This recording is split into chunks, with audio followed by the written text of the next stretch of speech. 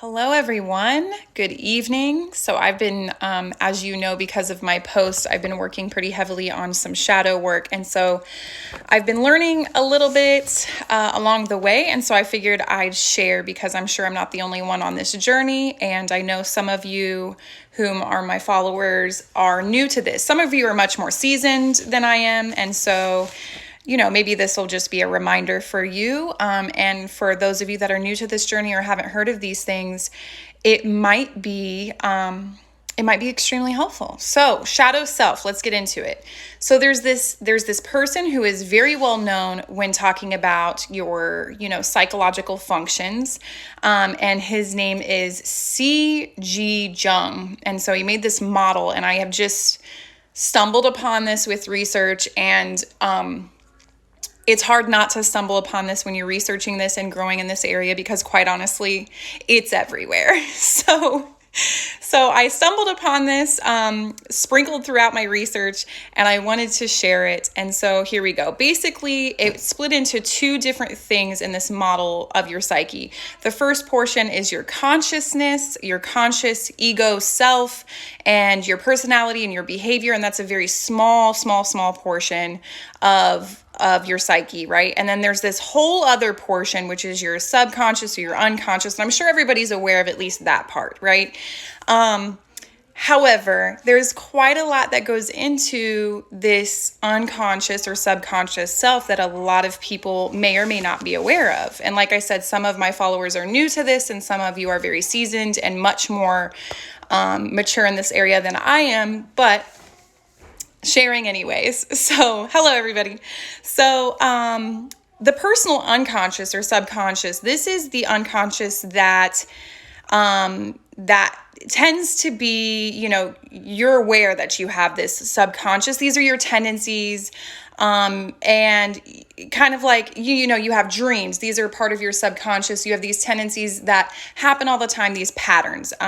These unconscious tendencies are typically built through experiences that you've had throughout your entire life. And some call them complexes. So, when people are like, oh, what's your complex? Well, yeah, we all have complexes. Some of them are helpful and keep us safe, and some of them are out of fear and not necessary. Some can be positive, some can be negative. So there's your personal unconscious self. And then there's the collective, which is what I have been studying and growing in. And so that's the part that I'm going to spend a lot of time on during this talk. So your collective unconscious tendencies, your complexes, your personal unconscious becomes an archetype for the collective. And so what that means is essentially they can be biological in nature. Let's say these archetypes are based on emotion, sex, health, competition, art, authority, gender norms. All of these are normal, and it's just typical unconscious tendencies of the collective, of our society norms, right? But some of them can be personal, and some of them can be the collective, right? There's the spirituality archetype as well. And so this is a space that I'm dealing with pretty heavily right now. And so this includes a spiritual awakening. This includes when you go into your shadow work, which happens to be step one, okay, of building this archetype, of building this spiritual awakening as an archetype to learn. Okay. And so when you're approaching the idea of your shadow self, yes, I have notes. I'm a teacher. Okay. When you're dealing with your shadow self, these are aspects of yourself that we may deny, repress, or submerge under the surface of ourselves. If we think usually we think that it's unacceptable or not proper sometimes. So we repress it because of this frustration that might build up, or criticism that we've had in the past. Okay. So think of things that you might typically, it's there, that this is something that you like, or it's a part of you, it's a part of your personality, it's a part of your behavior, but you suppress it because it's not accepted normally in society for whatever reason. And so think of it this way. If you're having trouble of understanding what might be in this shadow self of yours, you have to kind of step out of yourself and look from an external perspective and think, what are you as a person projecting onto somebody else, and or that you see in other people that you might be, even subconsciously or consciously criticizing, maybe not outwardly, not verbally, but inside you're like, oh, thinking these sorts of things. You might be projecting what is actually a complex inside yourself. Okay. And so think outside the box. It might hurt a little to acknowledge that you have these things you need to work on, but that's okay. That's all part of the journey, right? So you might see these traits in other people and deny them in yourself, okay? That means that's a clue that, hey, that's something I should probably work on, okay? So that's part of the shadow self, and that's a little clue of how to identify them. So working on the shadow self is just one key to spiritual awakening and a part of this psyche collective whole, your whole self. The second one is your soul image. And so this is usually contrasexual, which means if you're a male, this would be a feminine type of energy or part of you. And then if you're a female, this might be more masculine energy. And so a lot of times your soul image is what you might see in a typical person that you choose to be with. For example, I have found myself searching for I'm actually the opposite. I'm kind of an outlier, I guess. It's something I'm working on. Anyway, even though I'm a female, I'm overly masculine in a relationship. And so sometimes I search for femininity and a male to counteract that, for lack of a better phrase, trauma. Okay. Or lack of a better term, trauma. But usually if you're a man, this might be a feminine energy. And if you're a female, it might be a masculine energy that you're searching for. And so you search for this imbalance in a relationship, which you think will make you complete or whole or happy or whatever in that aspect of your life, right?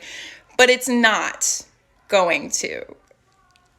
And I know that's hard to hear, and a lot of people might not like that or like to hear that or maybe disagree with me, and that's fine. You can never be completely fulfilled or satisfied by another person. Okay, so you have to learn to balance that and harmonize that within yourself. There's a reason why you might be overly masculine or overly feminine, and you have to dig deeper in understanding what that is. Okay, for example, because I'm extremely open, vulnerable, I'm totally fine with being raw. That's a part of this. For example, like I said, I had found myself becoming way more masculine in a relationship and then finding a more feminine person. And when I approached somebody that was more masculine or dominant, it was almost like I put up walls, just walls. And the reason for that was because of some trauma that I had in the past. And trauma is used it's not necessarily traumas can be small and big. And so just, be aware of that as well. So anyway, the thing is, you have to be able to harmonize this within yourself. You can go around seeking it in other people forever in hopes that helps you balance internally, but I'm telling you, it's not going to happen. So you want to try to balance that inside yourself. Step 3. Okay, that was step 2, soul image. Step 3, mana personality. This is your spiritual power and guidance. This is when you start to become connected with the universe and connected with your spirit guides, your higher self, your God, your divine, whatever you believe in. It's connected in this level, okay? Some people skip right to this step, but they have to eventually go backwards. So it's, this continuum is built this way, but sometimes you skip around and, that's okay too. But eventually it's best if you harmonize all parts. Some people can get carried away with this and almost see themselves as divine or almost see themselves as all-knowing or become delusional, if you will. And so this part is tricky. It's very tricky.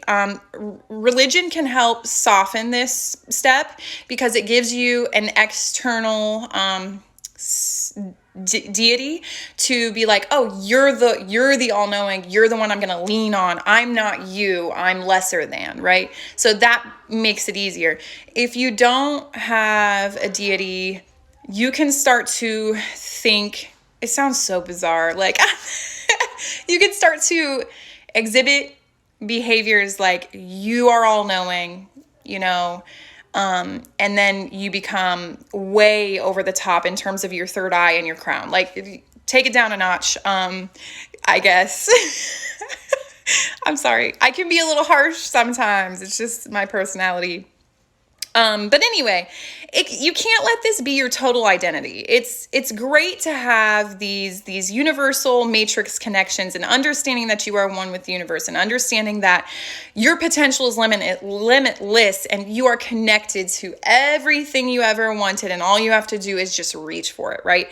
This is a wonderful thing. Using your spiritual power, using, all of the things around us that are gifts to us and grace to us, and to get what you desire, right? But you have to understand that this is to be integrated and coordinated energy, not your soul identity.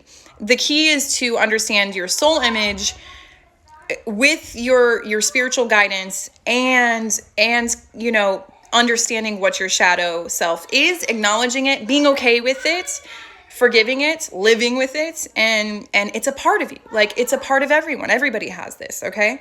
And then if you can harmonize all of these pieces, this is the fourth step. It's called realized self. This is a balance and harmonious of all of those elements in your psyche, conscious and unconscious, conscious and subconscious. Pretty much unattainable, only attained by very few.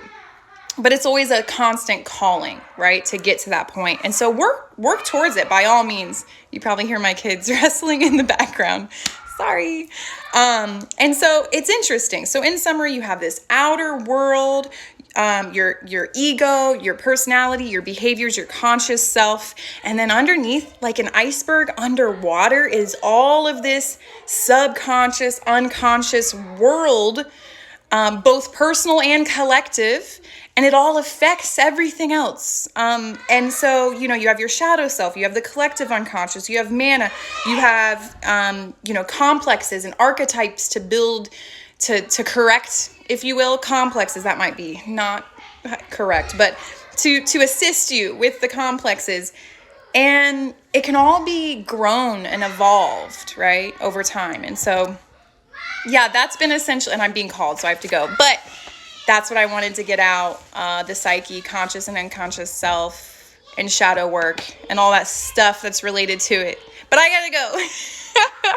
Have a good night, you guys. Bye.